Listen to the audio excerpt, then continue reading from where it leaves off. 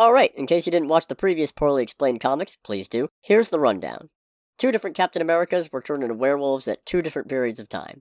I did Steve Rogers last week, and now we're talking about Sam Wilson, the former, and occasionally still, but not currently, Falcon. Funny enough, Sam's actually been turned into a werewolf more than once, but we're only taking a look at when it happened during his first stint as Captain America this week. While looking into the disappearance of immigrants at the border, Sam found the abductions were being orchestrated by Dr. Carl Malice, a name which might sound familiar to Jessica Jones fans, as a much more benevolent counterpart of his featured in Season 2.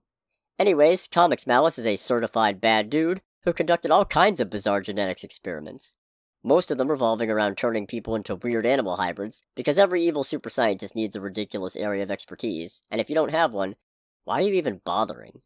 Malice had also recently acquired symbiote powers after being absorbed and then unabsorbed by Carnage, allowing him to overpower Sam and subject him to, you guessed it, werewolfification. Misty Knight, Sam's partner at the time, tracked his location and freed him, and Sam proceeded to go after Malice for both revenge and to rescue Sam's captive pet, Redwing. Yeah, Redwing's an actual falcon in the comics and not just a drone. Plus, did you know Sam Wilson has the ability to control and see through the eyes of birds? I'm not saying I'm disappointed the MCU hasn't gone down that route, except I am. Make him a late bloomer mutant, Marvel, it's not too late. Malice actually goes down like a chump thanks to Redwing being equipped with a sonic cannon and symbiotes being weak to sound, and sadly, Capwolf didn't last too much longer, having repeatedly been stated to be a temporary transformation.